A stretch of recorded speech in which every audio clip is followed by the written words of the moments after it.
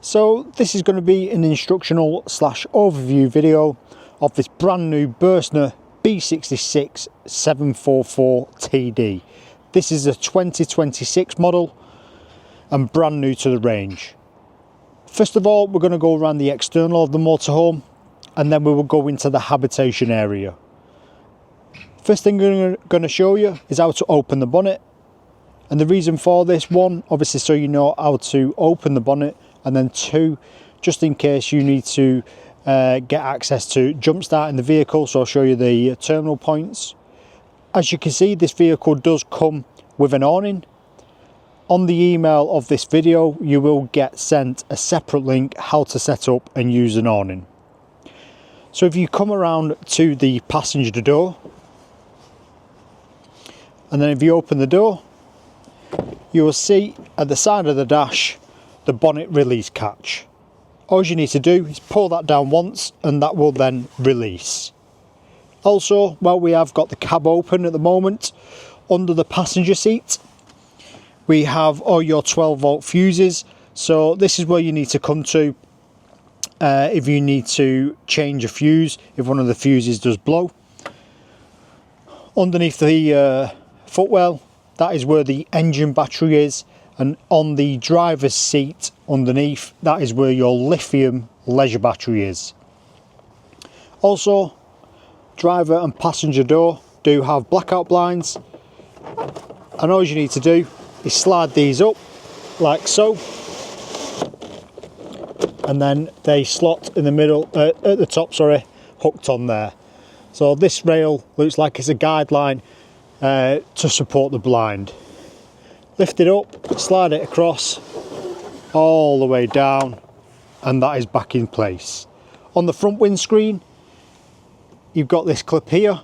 Just release the clip and then slide them across, and then they will meet in the middle with a magnetic strip. Once finished, just click them back into place for when obviously you are traveling. So as you can see, I've now got the bonnet open. So if you need to jump start the vehicle for any reason, here we have your negative terminal point on this nipple here, and then your positive is just going to be down here under this black cover here. So that's going to be your positive terminal point down below. Obviously where we are under here, we've got obviously your screen wash fill, which is in front of the driver. So now we are going to carry around the motorhome on the passenger side. So the first compartment we come to next to the passenger door is going to be your diesel and AdBlue fill. For your diesel, you just need to use your vehicle blade key, and then the AdBlue is just a screw.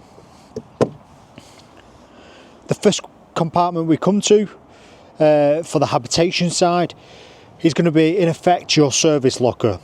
So here we have your fresh water tank, which can hold 120 litres, and then obviously you can drain it down to 20 litres for travelling. So if we want to fill up the fresh water tank completely full, obviously the first thing we need to do in the motorhome is shut all the drain valves, and the drain valve and open valve is just at the top here. So if we want to fill up the fresh water tank, what we need to do is take this blue cap off, and then you'll have a flap like this which will be loose, and that hooks on. And what that's called is just a spill flap. Basically, if you leave the hose pipe on, any excess water will fall out of obviously the habitation area. You can open this as well to clean internally if needed, and like I said, if you want to open the fresh water tank to drain, twist it to the right 2 times and that will open the valve completely. If you want to shut it, 2 times to the left, and then if we want to drain it to 20 litres for travel, close the valve. Once you've filled up the fresh water tank, if you do a quarter turn to the right, that will then lift up the valve a little bit and drain the fresh water tank to roughly 20 litres. Down here at the side, we've got a black valve with blue lever on top. This is called a frost protect valve. So this valve will trigger usually around 3 degrees or less, and basically this is the valve to your boiler. This is going to protect your boiler in winter in case you forget to empty it. then obviously your boiler's not going to freeze with all the water in it. So currently this valve is in the open position. How I know this is the diamond valve on top is in line, and then the blue button just down below, that blue button there, is sticking out. So that means the valve is open. If we want to shut this to fill up our boiler with water, we need to twist the diamond valve on top, push that blue button in, and as you can see, that blue button is stayed in. So that means I can fill up my boiler with water. If I want to empty the boiler manually, all you need to do, twist the diamond valve on top, the button has popped out, all the water will drain out of the boiler directly under the motorhome. And then the last valve, we have a yellow one. So currently that is in the open position, so vertical is open, and then if we want to shut this, all we need to do, knock the valve down like so, and that will shut. Basically that's doing any excess pipe work in the motorhome draining out. So in this area you need to lift up that yellow valve to drain the water out the pipe work. The black valve with the blue tabs on top, that is for your boiler. So that is how to shut to fill up the boiler, or obviously drain down in winter. And then obviously you've got the black valve on top of the freshwater tank to obviously close or fill up, close or open, sorry, when filling and draining. At the side of that we have got your Truma flue. So just be cautious with this, it does get quite hot, because obviously this is where the gas fumes exhaust from, so don't block it. Then we have your LPG storage tanks. So you can fit 2 tanks in here, 11 kilogram tanks, and then they will connect onto the top, onto the gas regulator with an LPG hose, which is a 1/2 inch thread on the regulator. Directly below that you can see I've got a grey handle there, and then to the left is your grey waste. So this handle here, if you want to open the grey waste, all you need to do, quarter turn, that will open the valve, and obviously your grey waste will drain out. And then obviously when you want to close it, quarter turn again, and that will then close. Obviously this is removable. A lot of people do usually put them all together into, like I said, this service hatch here, so everything's all together. At the side of the gas locker we have your external shower point. So hot and cold again, obviously it'll only work on hot if obviously you've boiled the hot water in the boiler. Just got a quick release connection on here from the shower end, and then this is in effect your pump. One thing to keep in mind, they don't give you an on and off switch, as in indicate which one is off or on. So if you do leave this on and the pump is turned on the control panel, then your water will just pour out of here. So then when you've no fresh water, potentially check here in case you've left this switch on by accident. Next compartment is going to be your mains hookup. So that's where you connect to when you're on campsite for sure power. So that will charge obviously your lithium leisure battery, it will charge your engine battery, and then obviously it will give you 240 volt sockets in the motorhome. Got garage space, habitation carpets, you've got a rail here, so this is tie down point rail, so you got some eye loops which you can slide along the rail. There's some on the left hand side as well. You've got an inflation kit, and then obviously your Burstner pack with all your manuals and stuff. So that is everything on the passenger side. We've got a reverse camera which is in the Burstner logo at the top. Now we are on the driver's side. As you can see here, these tie down points, all you need to do is loosen these and then they will slide along this rail. So obviously you can strap things down then. You've got your awning winder clipped up there. You've got a garage light. Obviously switch that off as much as possible, just in case obviously you don't want to forget that you've left it on and basically draining your leisure battery while you're driving around, or if you're out of the motorhome and that light's on. We have got a 3-pin socket in here as well. And also the garage is heated, so you've got vent ducts around as well, so you can isolate these. You can shut these off if wanted, so no heat come in. But yeah, it's good obviously to dry anything inside here if it does get wet. To shut these, all you need to do is twist, use your Habitation key. It's a 180 turn, and then once you've locked it, all you need to do is push it in, and then this will stay inside. If these are stuck out, that means it's open or / unlocked, so anyone can walk up to them and just twist and open them. Here we have your external power. So we have in effect 3-pin socket here, but this is European, so you do need to get a converter for this, but this will work on the 240 volt side. To the right you've got a micro 12 volt socket, and then you've got an aerial feed. These aerial feeds are pre-wired in the motorhome, so obviously if you've not had an aerial fitted, then obviously these won't work, because it's easier to pre-wire the aerial cables while it's in production. Here we have your toilet cassette. If we want to take out the toilet cassette to empty or clean, what we need to do is this orange tab here, lift it up, slide a cassette towards you, and that will then release. If we want to then empty the cassette, you will have a cap on the end of here. Take this grey cap off, twizzle, spin out this orange bit here to the left, and then if you lift up, if you put your thumb on the button at the top here, if you hold down this button, that lets air into the top of the cassette, so all the fluids flow out a lot easier and faster.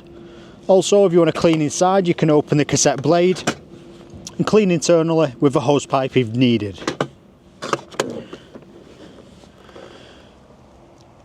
In here, as you can see there's a little hole. You can buy some Thetford smelly pads what go inside there. It's personal choice, a lot of people don't tend to do.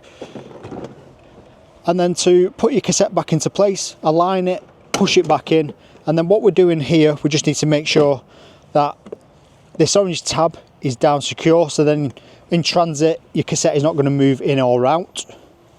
Directly above that we have your external gas point. So this is just take this rubber connection off at the end, and then you just need a quick release connection onto the end of here, and then obviously this is your gas tap. Obviously you do need to turn on the gas at the LPG tanks. We've got ventilation bottom and top for the fridge freezer. Keep that clear at all times, because obviously when the fridge is running on gas, it's got some circulation as well. Now we are going to go into the habitation area. As you can see, we have got an electric fold out step, which is controlled by these buttons, one right at the bottom there, and the rest are light switches.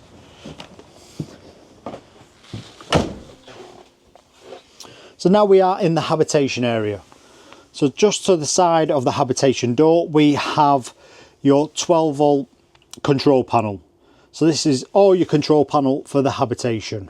So we'll start from the top left. So the top left, if you press and hold, that will give you your leisure battery indication.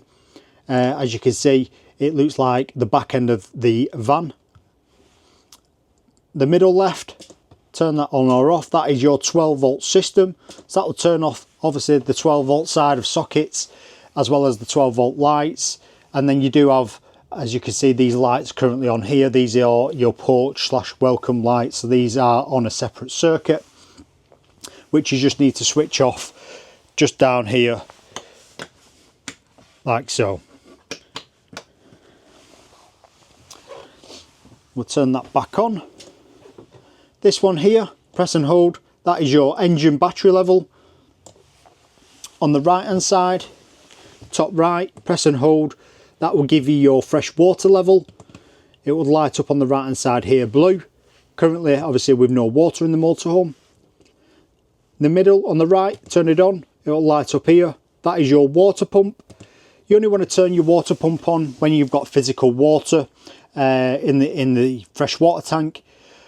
You don't want to turn this on and run it run it dry, because you could potentially burn out the motor. And then the bottom right, press and hold, and then this will light up for your grey waste. So as you can see, there's a little tab, like it's like a plug at the bottom. That's your grey waste, and the top one is your fresh water. Currently I'm not connected to Shaw mains hookup, but if you are, you will get a white light in the middle here, like a plug socket. That will light up, indicating that you are connected and you do have power from Shaw. If you do plug in and there is no light here, there's a potential fault. Most of the time it's the campsite post that has tripped, but it could be obviously your vehicle that has tripped, and I'll show you where the 240 breaker is once we get to it. Here we've got your Truma heating control panel and hot water. On the email you'll get sent a separate link how to use this control panel. Currently it's come up with a fault code, and that's because someone's been playing around with this and turned the heating on, and there is no source there. It's saying electric, but obviously, as you could see, I'm not connected to electric, so it comes up with a fault. As you can see, that fault's cleared because I've turned the heating off. But like I said, on the email you will get a separate link on this control panel. We've got a cable here that is actually connected to the router. So this motorhome comes standard with a Wi-Fi router, and this is just a data cable which is already pre-wired to the router, which is above the kitchen area. We've got Type C and USB charging points, 3-pin socket which will only work when mains hookup's connected, 12-volt socket at the top, and then an aerial feed for SAT, but like I said, that's just pre-wired.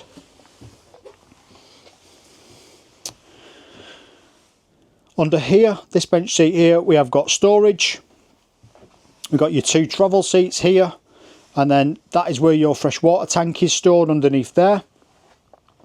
This table, if you want to move it around, you just release it underneath here, and then it will slide around for you, like so. As you can see, I've got the passenger and driver's seat swiveled. If you want to swivel these, there's a grey tab just here. So this tab here is what you need to release to swivel the seats. And then this vehicle has a drop down bed. In this cupboard here, you'll see at the top up here, we have your drop down bed motor. So this little device here is basically, it's a little tool to help you in case your drop down bed stops working. So all you need to do is put this into here and then wind down or wind up the drop down bed. The reason you may need to use this tool, the first one is obviously you've run out of leisure battery, so there's no power. The second one, the fuse could have potentially blown, which is under obviously the passenger seat.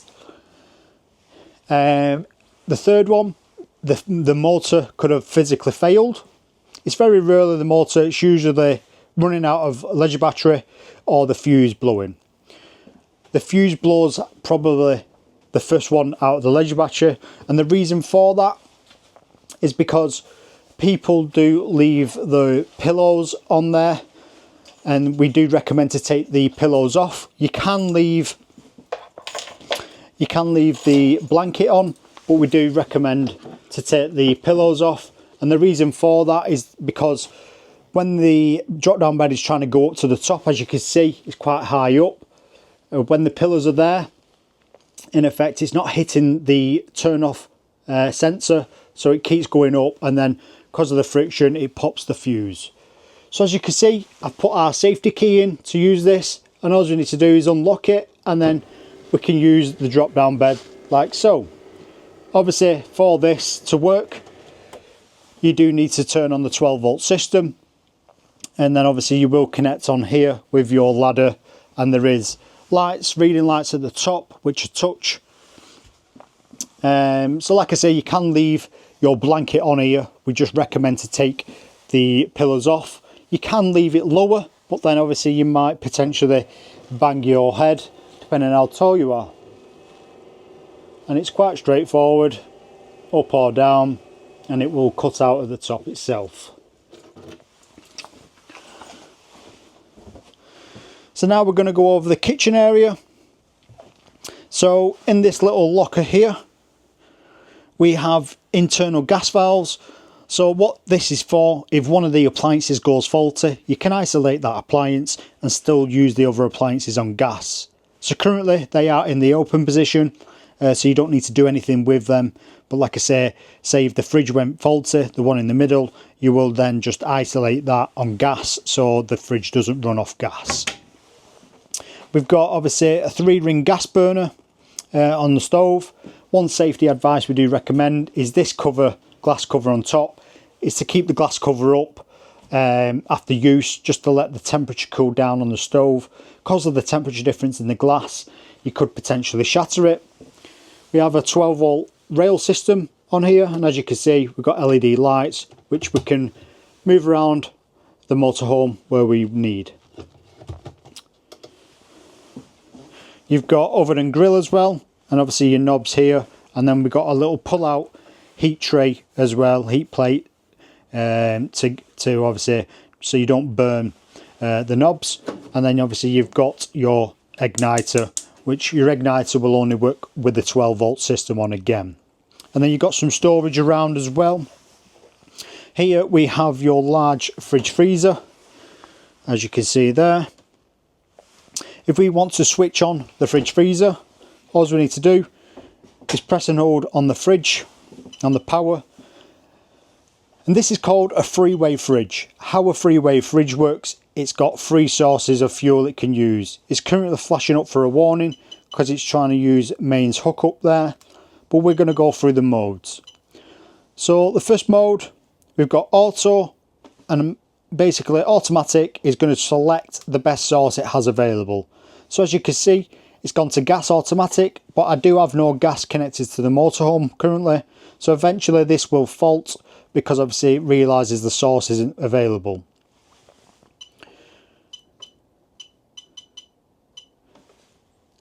Next one is the battery symbol, and the battery symbol is when the engine's running. If you're on auto, it will automatically select when the engine turns over. And basically this is taking a feed when the engine's running, so it's never draining your leisure battery.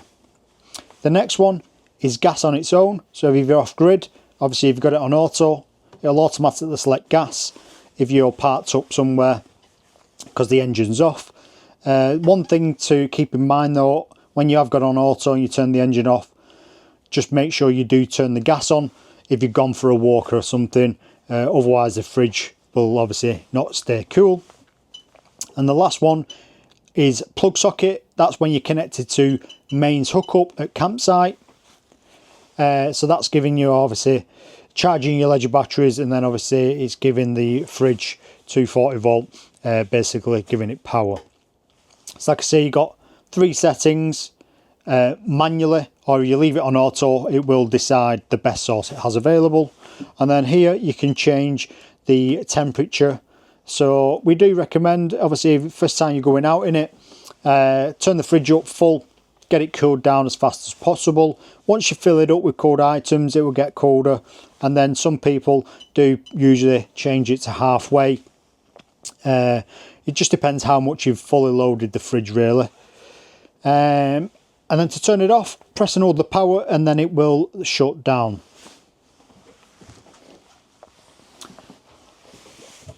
In this cupboard up here, this is where your Wi-Fi router is. You'll get more information on the day how to connect to this. So on the 744, we have got a rear lounge.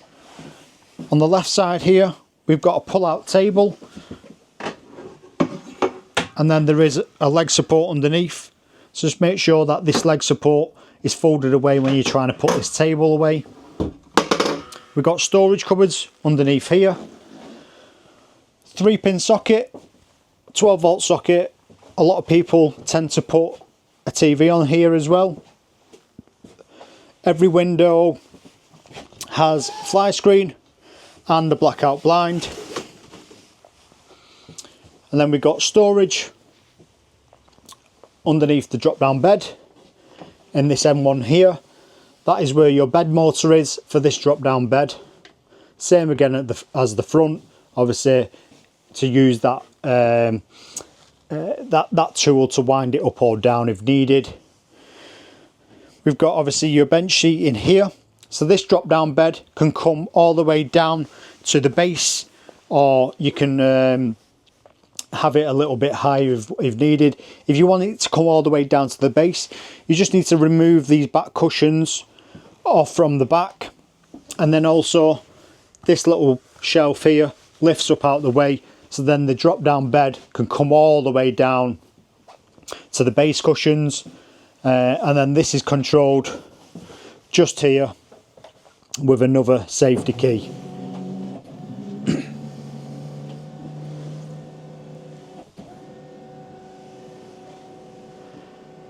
Same again, you've got 2 touch reading lights at the top, and like I said, to get this all the way down, if you take all these back cushions off, then the cabinets will go obviously to the base of the cabinets will go to the base of the seat, sorry. And then to get up here, you don't have a ladder, but you've got a pull out drawer step here. Obviously you've got storage inside here as well. You've got heating ducts all lower down, so you can isolate some of them as well if it's blowing too much, so you can reduce the speed from them as well.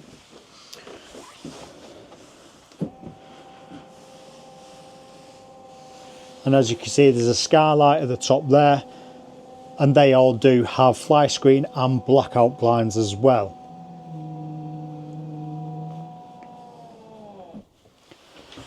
In this cupboard here, we've got hanging space, storage above, and then what I'm going to show you, I'm just going to remove this seat cushion here, because underneath this seat is your 240 volt breaker. As you can see, I've now removed the seat cushions, and then you've got this cover here. The beauty of this, you've got a bit of storage down here, but then as you can see here is going to be your 240 volt mains breaker. So this is where you need to come to if something trips inside the motorhome. Like I said, most of the time it is the campsite post that trips, but it could be a faulty post, it could be a faulty item in the motorhome, or it could be a faulty cable. Here we have obviously your shower.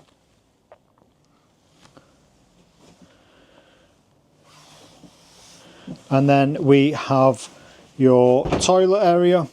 So if you want to use your toilet, what you need to do is this grey blade here, slide it across, that will open the toilet cassette. Once you're finished, obviously close this so no smells come back up. At the back there, the blue button is using the fresh water. Basically that's your flush, and then there's a little indicator to the left, what looks like a toilet cassette. That will light up orange/red when the toilet cassette is full. Here we have obviously your light switch, and then we've got a 3-pin socket up there as well. In this cupboard here we have obviously storage, and then your toilet roll holder, which will then dispense through the cupboard. And as you can see, that door is partitioned off from the front of the motorhome, but then you can partition again at the rear as well. So in effect you could create a shower cubicle, toilet and changing room in one area. So you got some great privacy in here as well. We've got some storage underneath the floors here. Underneath this one, this is where your bed ladder is stored. You don't need to store it here, but this is where we've currently stored it. And then I've got some more on storage under that floor as well there. The last thing I'm going to show you is how to prime your motorhome with water. It's mainly verbally speaking, but basically The first thing we need to do in the motorhome, we want to fill it up with water. We need to shut all the drain valves. So we need to shut freshwater tank. We need to shut the yellow valve at the side of the freshwater tank for the pipe work. We need to shut the frost protect valve, which is the black valve with the blue tabs on top. So that's for your boiler. And then the last one is your grey waste. So then obviously when you're pouring water in the sink, it's not going to go straight outside. So once you shut all the valves, fill up the freshwater tank completely full. And then once the freshwater tank is full, we want to prime our system. So we want to prime the pipe work and the boiler. Come to the control panel, turn on the 12 volt system, and then we will turn on the pump. I'm not going to do this time because obviously I'm currently dry. I have no water in, so I don't want to burn out the motor. So turn on the 12 volt system, turn on the pump, and then what we will come to is your tap. Open the tap on the cold side, and basically that's going to vent out any air in the pipe work. Once you get a steady flow of water, close the cold tap. Now we want to fill up the boiler and the pipe work for the hot side. Twist the tap to the hot side, open the tap, and what that's going to do is going to take water from the fresh water tank into your boiler. Your boiler holds around 12 litres of your fresh water. From your boiler through the tap, once you get a steady flow again, shut the tap. On your cold and hot side of the pipe work, it's all primed, ready to use when you need. The only thing you need to do is obviously the boiler is not instant hot water. You do have to boil it, which is controlled on that Truma control panel, which, like I said, you will get a separate link on the email how to use that control panel. So that is the instructional video complete of this brand new 2026 Burstner B66 744 TD. If you have any more questions, leave a comment below, or you can always drop us an email or give us a call. We have more of these available, ready to go.